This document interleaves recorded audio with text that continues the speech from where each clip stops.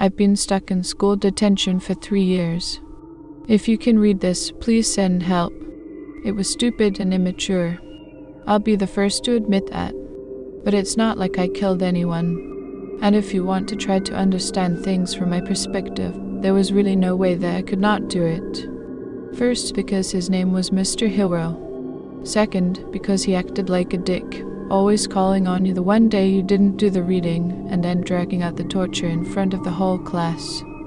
Third, he sort of looked like a dick, with his ring of puffy hair surrounding the bald top of his head. It was like I had to do it. I got Billy's older brother, a previous student of Mr. Hillrow, to get me the dildo. Then, before class started, I stood it up on Mr. Hillrow's desk. I taped a pair of tiny glasses to the head, wrapped a tiny necktie around the shaft, and propped up a little name tag that read Mr. Dildo. At first, everyone laughed. Then Mr. Hillrow got pissed and started yelling in a scary way, demanding to know who had done it. The class got real quiet. Nobody ratted me out. I gave myself away. I took another look at Mr. Dildo and started cracking up again. So that's how I ended up in detention. But it was only supposed to be for 3 afternoons, not 3 years. The school is different at night. It didn't take long at all for me to find that out. The first afternoon of my detention went about like you'd expect. I had to sit there and read Moby Dick. It took everything I had not to make another dick joke, because Mr. Hillrow was sitting at his desk, just angrily glaring at me the whole time. At 4:0 on the nose, Mr. Hillrow stood up. I grabbed my backpack, ready to get the hell out of there. "Your actions are unspeakably vulgar," said Mr. Hillrow. I thought about Mr. Dildo again and almost died from the effort of not cracking up. Mr. Hillrow went on. "You will stay here through the night and reflect upon the proper manner in which to conduct yourself while enrolled in this educational institution." Then he flicked off the light switch and left the room. That threw me for a loop, but I shrugged it off, stood up, and went to get out of there. The door was locked. The fuck? "Okay, Mr. Hillrow," I shouted through the door. I looked through the little window at the top and saw the back of his half-bald mushroom head as he walked down the hall.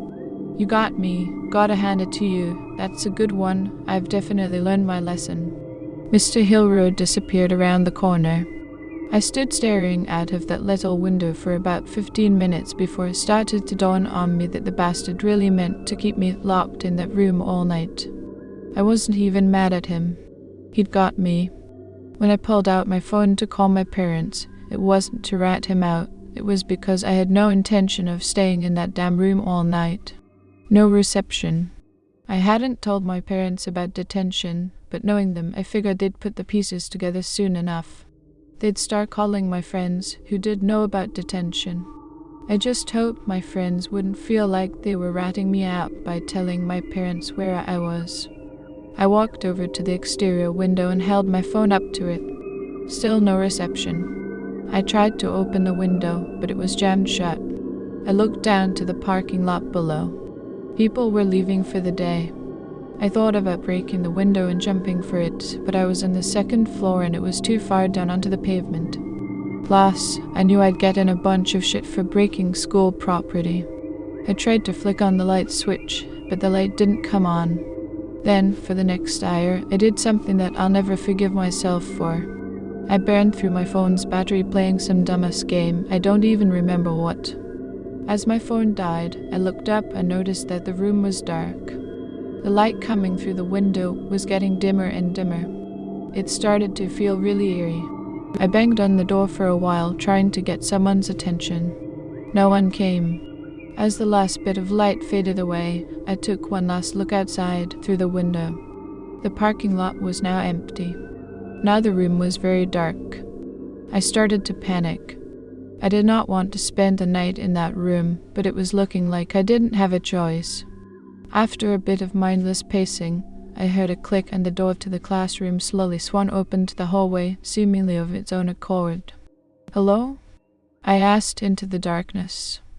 "Mr. Hillrow, look, I've learned my lesson. Really, I have. I'm truly sorry for setting up that dildo on your desk. It was dead quiet, and I didn't see anybody there. That creeped me out, but I was happy to get out of the room at least. I walked down the hall, which was now lit up by a few dim lights up at the top of the wall. I knew where I was headed first, the bathroom. I'd had to piss for like an hour, and it was killing me. I had thought about whipping it out and going all over Mr. Hilro's desk, but figured that would only get me in more trouble. I was walking past a long row of lockers when I heard it. It started as a slight rattle coming from one of the lockers. I tried to play it off as just the building settling or something, but then another locker door started to rattle. Then another, and soon the whole row was rattling. When I heard a scraping sound, like something sharp being dragged against the metal of the locker doors, followed by what sounded like a low growl, that's when my urge to piss was suddenly relieved right down my leg. It's also when I started running like hell. As I ran down the hall, the rattling turned into banging. Now I could see the locker doors shaking, straining against the hinges and latches. Whatever terrible things were inside were on the verge of breaking free. All at once, the horrible sounds coming from the lockers stopped just as I came to the end of the hall. I didn't slow down, though. I booked it down the stairs and only felt the slightest bit of relief when I saw the entrance to, and more importantly, the exit from the school in front of me. I ran full speed towards the door, putting my hand in front of me to push it open. Thunk. My wrist twisted painfully as it impacted the unmoving door. Of course it's locked, you idiot. It's night. I tried to find a deadbolt latch or something, but there wasn't one. Just a keyhole. Why the hell do all these doors lock from the outside? I wondered as I slumped down to the ground in pain, fear, and what was beginning to look like utter defeat. I pulled my phone out of my pocket. Now that I was by the front entrance, I might get reception. If I hadn't been a goddamn idiot and used up the battery. I held the power button for a full 5 minutes straight before I gave up and put the useless thing back in my pocket. I felt like crying. It was bad enough just being locked in there. Being locked in there with a bunch of locker monsters and who knows what else was much, much worse. I decided to stick by the front entrance and wait it out. I sat there in my pissy pants for hours. I would start to get bored and even a little sleepy, and then I'd hear a noise from somewhere in the school and I'd jolt into full alertness. Sometimes it was a soft rustling sound that I wasn't quite sure I was actually hearing, and sometimes it was a loud, unmistakable bang. Once I was sure that I heard someone laughing. Finally, it got to the point where I couldn't ignore how hungry I was. The cafeteria was right by the entrance, so I figured I could risk it. I didn't have any money for the vending machine, but I thought I might be able to get into the kitchen and scrounge up some food. I'd always wondered what the hell went on in there anyway. I turned the corner and was surprised to see that the cafeteria was brightly lit. I could smell something delicious wafting out from there. I took a cautious step in and was shocked to see Miss Hadley, the lunch lady, standing there behind the counter in her hairnet. "Young man," she said when she saw me. "You're just in time." "Miss Hadley, what are you doing here?" I asked. "It's the middle of the night." The lunch lady laughed.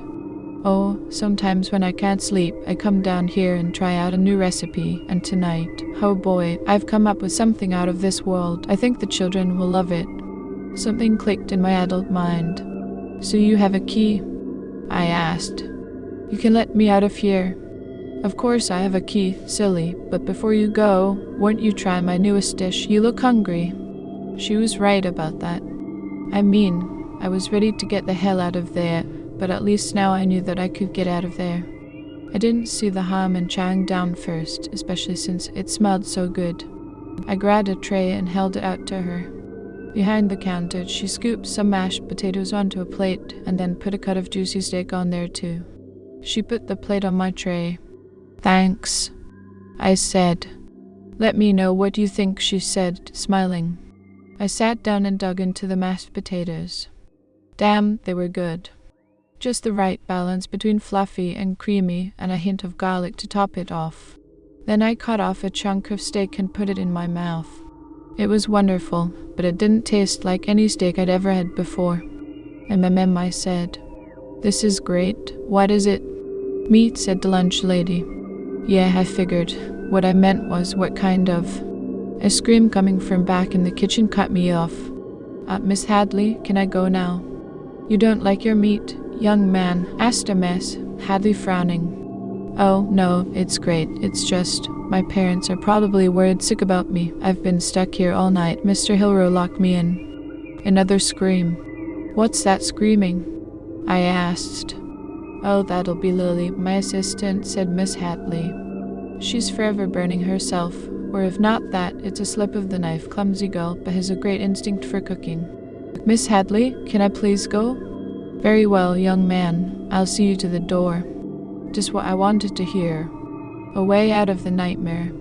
When I got home, I'd hug my parents, then get in bed where it was nice and safe and there were no weird sounds, or locker monsters, or mystery meats. When we turned the corner and the entrance came into view, my heart first sank and then started beating like crazy. Standing in front of the door, with his arms crossed, was the janitor. Except he didn't look like he looked during the day. During the day, he didn't have a bunch of spikes coming out of his head, for starters, and he also didn't have empty white holes where his eyes should be. He didn't have long claws during the day either. At least none that I'd ever noticed. Let the boy pass, Bob, said Miss Hadley. When Bob the janitor spoke, the sound didn't come out his mouth. I was standing there facing him, and I heard his voice whispering behind me. Afraid I can't do that, Miss Hadley. The boy shall not pass. Direct orders from you-know-who. Everything started to spin, and I felt woozy. Come on, dude, I groaned. I gotta get home. I'm sorry about the dildo. If that's what this is about, I'll never do anything like that again, I promise. I looked past the janitor monster and saw that it was starting to get light out. Even if I didn't make it out right then, it would only be a few more hours until school opened. Then I heard a hiss and looked up in horror to see some kind of gas coming out of the air vents in the ceiling. Then I was out cold. So much crazy shit has gone down in this crazy-ass school building over the past 3 years. If I ever make it out of here, I'll tell the full story, but dawn is approaching, and I don't have much time left. I'll give you the basics. Every day around dawn, the gas pours in through the vents and knocks me out. There's no way to stop it. I've tried. Next, I wake up in a dark room, which is actually a sort of sub-basement dug into the basement floor and covered with a hidden hatch door during the day. At night, the hatch opens, and I am free to wander the halls of the school if I choose. I never want to, but I have needs. I need to eat and use the bathroom. I need to shower in the locker room. I need to wash my clothes. I need to try to find a way out of this nightmare, even as it looks more and more like there is no way out. Plus, as bad as it out in the school, it's miserable in my dark little hole, too. If I stay there too long, I start to lose it. I have some theories about what's going on, but I won't get into them. A bit of light is coming in through the windows now. It's almost time for my lights to go out for the day. I'm at the computer lab now.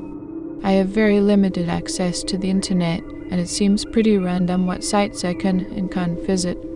I can't read any news, so I don't even know if anyone's out looking for me, or if my entire existence has been forgotten since I got trapped in this hell.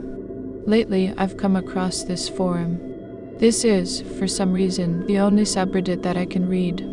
I don't even know if I can post, but it's worth a shot. You guys seem like you've dealt with a lot of weird shit, so maybe you'll take this seriously. Please help me. My name is Emmett Emerson. I am at Cars in Claremont, Maine, USA. During the day, I am in the sub-basement, if you can find it. During the night, if you can somehow get in and make it past the janitor, I am usually somewhere running away from monsters.